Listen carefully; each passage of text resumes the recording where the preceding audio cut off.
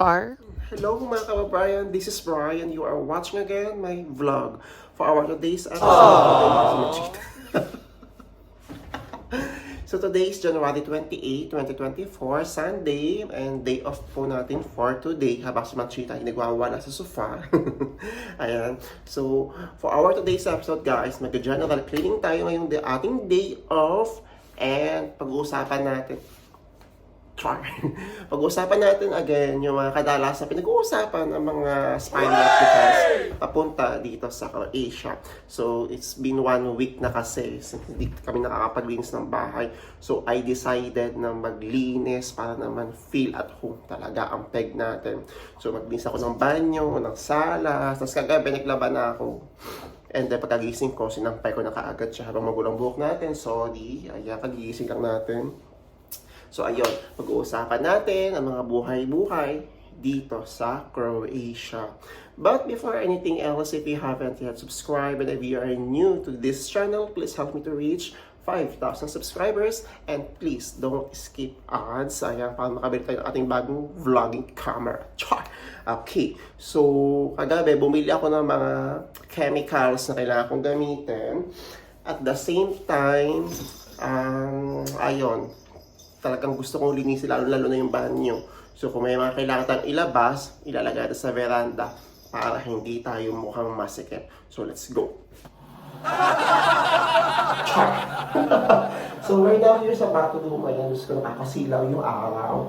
And nakapak na ako kasi babasahin natin ng bonggang-bongga ang ating banyo. So bumili ako kahapon nito, jobs. Tapos itong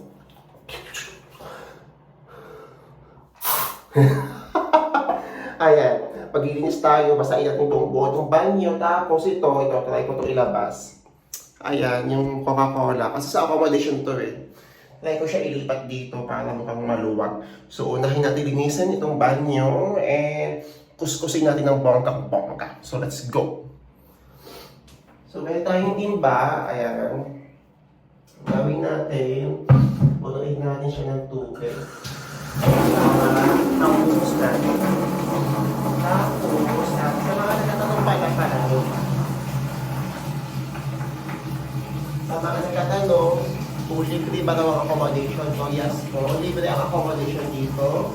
Sagot ng employer ko ang aking bahay, kuryente, tubig, at ang wifi. Ayan, buksan ko yung bintana. Sagot ko ng employer lahat. Wala akong ginagasto sa accommodation, sa kuryente, sa tubig. Sagot lahat ng employer. So ayan, gagawin ko lang, bubusan ko muna ito yung buong banyo. Gustusin ko na tayo scotch brite. Tapos, itong metal na ito, makakawala. Ito yung ba? Try ko ilipat sa bandang dito. Diba? Para maluwag siya. Yung balis na natin ilabas yung nais.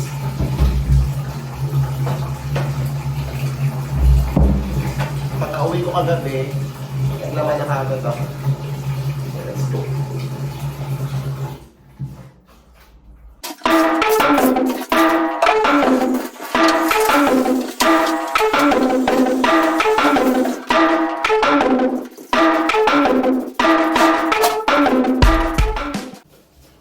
So, syempre, kailangan tayo as possible. Tenga tayo, malinis yung bahay. And ang sarap kasi sa feeling guys, kapag malinis yung accommodation mo, lalo na kapag gusto mo mag-day off ka, diba? Mas gusto ko yung ganong feeling. Ayan na, tanggalin natin siya. Ilipat natin ito.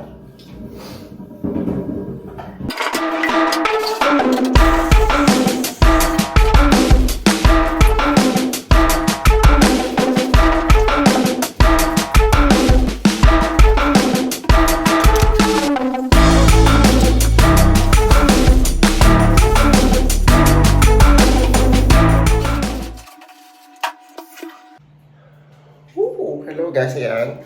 Naglilinis pa rin tayo. So sa mga nagtatanong pala, paano daw malalaman sa working permit kung saan ka ma-assign? Okay? So you will see on your screen guys, yung sample ng clock ng working permit. Tapos sa upper part niyan, makikita niyo yung police station kung saan kayo magpaparehistro pagdating nyo dito. And the first paragraph, ayan, nakikita nyo, di ba? Nakalagay dyan yung address kung saan kayo part ng Croatia pupunta. Okay? So, madali lang yan. Madali yung malalaman yan kung saan kayo ma-assign. So, kasi may mga ilan daw, paglabas ng pagkabili ng job offer, diba? May iba na walang employer na nakalagay. Although, may position. So, dapat guys, paglabas ng working permit, meron na. Okay? Kailangan specific na yung employer, position, at yung lugar kung saan kayo ma-assign. Binasama ko talaga lahat. Also, ayan. Also, Machita. Kasi Machita sa labas. Kung kayo naman po ay nasa Kuwait, okay?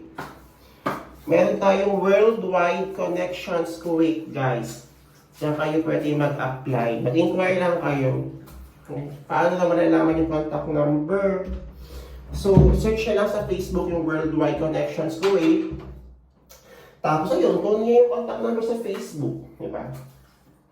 Kontakin nyo sila. Pero ako lagi sinasabi, mag-apply kayo ng mga winter time dito. January o kasi February kung kaya. Kasi mas mainam po na mag-apply kayo ng winter kaysa mag-apply kayo ng summer dito. Mahirap mag-apply ng summer dito kasi busy na lahat. And pagdating ng mga peak, kadalasan ng mga kinukuha na ng employer dito, mga part-timers o yung mga narito na. Kasi nga, wala na silang time mag-process ng working permits outside Croatia. So marami kasing process yun. Tapos approval pa. Ito.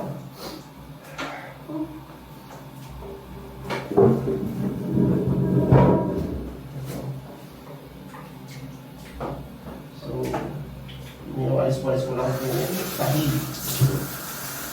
So, ito yung tayo sa business.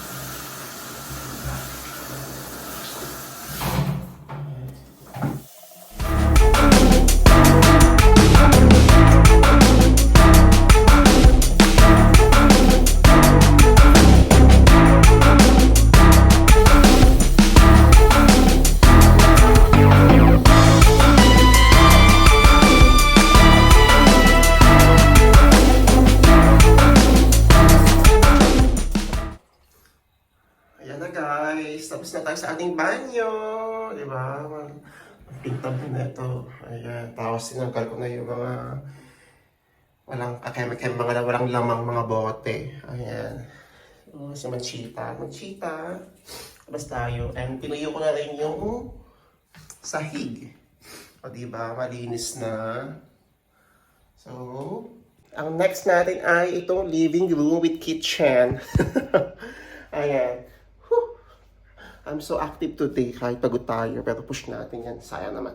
Let's go! Na medyo makalat talaga to. Kasi itong mga pagkain ni Manchita, nasa taas din. Kasi kinukuha niya, pinubuksan niya, kinakagat niya. And linisin ko rin yung ref. Yung mga pabulok ng pagkain, kukunin na natin. Tapos mamaya, try ko gumawa ng banana cake. So, pahinga na tayo ng konti. Ayan. So, kamusta na yung mga naghihintay ng mga working permits, visas, ano, lumabas na ba? Ang temperature sa labas ay 4 degrees. Ay. Pero dito sa bahay, ang heater ay naka 30 degrees. Kaya hindi ako nilalamig, pinapawisan pa ako sa init. So, lipit ko na itong mga ilang gamit dito, punas-punas ako ulit. Tapos, ayun, tatapon natin yung mga hindi naman kailangan dito, yung mga paubos na, yung mga di naman kinakain. Tapon na natin. Sa mga nagtatanong, magkano ba raw usually yung mga nagagastos papunta rito? Okay, ako, since lagi tayo madalas, nakakapag-live tayo sa TikTok minsan. Yan yung mga kadalasang tanong sa akin, ang mga nanonood. So, usually guys, if kayo po ay magagaling sa Middle East, sa Dubai, sa Kuwait, ang kadalasang placement fee po dyan ay umaabot ng 100,000. Mag-prepare kayo, like sa Qatar, merong 7,000 dirhams, 10,000 dirhams, Sa Dubai naman, nasa, hindi ko sure kung magkano sa dirham. Sa Qatar pa real pala. Sorry. Sa Dubai, pa same lang din siguro. So, ako lagi ko ina-advise if mag-a-apply kayo papunta rito yung sa Machita. Diba? If mag-a-apply kayo papunta rito, make sure talaga na ready kayo financially. Kasi mahirap na madabog sa utang. Diba? Huwag na tayong umutang, guys. Pag-ipunan na lang natin. And please lang talaga sa mga mag-a-apply papunta rito, huwag kayong mag-i-invest ng napakamahal na placement fee. Yung 500,000, wag na po. Wag. Tapo ko na itong ibang mga prutas. Hindi na pinakain. Sabi kayo ito mamaya. Wag na kayo mag-i-invest ng ganong kalalaking placement fee. Wag na. Ipang business nyo na lang sa Pilipinas kung ganon lang din. Kasi sobrang mahal po. And huwag kayo mag-expect na ganong kataas ang sahod dito sa Croatia. Okay. So, tinatanggal ko na yung mga ibang laman ng ref. Yung mga hindi naman kailangan. Tulad nito. Tulad yan. May mga nabulok na gulay. Wala talaga kasi akong tayo maglinis. Pag uwi, pahinga na lang, kakain, tutulog. So, ito, meron tayong time. Sabi ko talaga kahapon, maglilinis ako ng bahay. Tapos gusto ko talaga bumuli ng cortina. Kasi gusto kong mag-feel at home.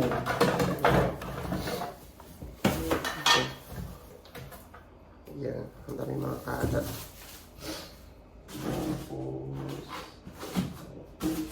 Far, yan na lang. Yan. Hugasan ko lang to. So, gagalagyan ng mga putas. Hugasan natin.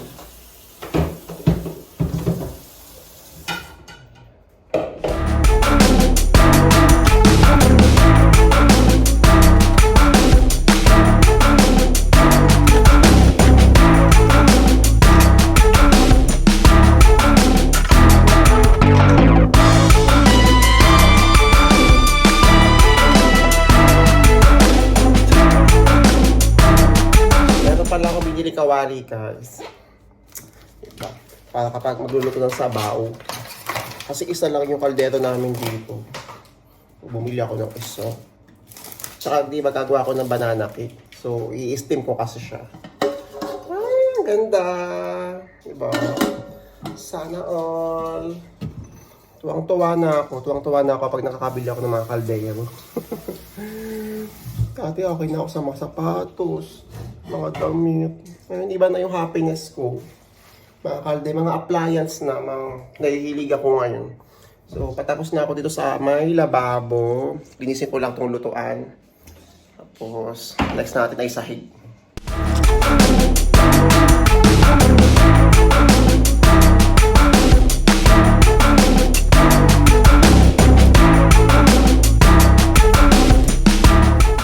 Ayan guys, malinis na ang ating lababo at lutuan. So, diba? Sana nakalagay dito yung mga mga plato, baso. Tapos ang ating fridge ay back to zero. Wala na ulit siyang laman. Ayan. Itong ating, para sa ating vlogging camera, ipon tayo. So, next natin, linisin na ito na, yung buong bahay na, yung sahig na. So, sa Machita naglalaro. Sa mga nagtatanong naman sa akin, saan ba daw po palang agency na walang placement fee sa Pilipinas pwede mag-apply? So, alam ko meron namang mga ganong agency na walang placement fee. Try nyo guys mag-inquire sa Magsaysay Global, tapos sa iPumps. Ang alam ko wala silang placement fee doon. Yun nga lang, tingnan nyo rin kung ano yung mga job vacancies sa pwede ninyong applyan. Kasi alam nyo na, maraming kalaban talaga natin ang experience. So, like for example, you are an applicant na wala kang experience, pero gusto mo mag-apply. So, bawiin natin sa interview, no? Kasi for sure, ang mga makakasama natin sa pag-apply dyan ay with experience. Okay. Patapos na tayo, sahig na lang, and then itong mga ilang lamesa dito, wawalisan ko, tapos magalampas ako ng sahig. Di ba? Tapos gusto ko bumili ng cortina dyan. Pag summer, pag mayaman na tayo, pili tayo ng cortina. Di ba? Mahal kasi ng cortina dito. Okay, so let's go. Okay guys, update. We are now done sa maglilinis ng ating apartment. Ang saya-saya. Ang linis-linis. Ito tayo yung pinaka-favorite part ko.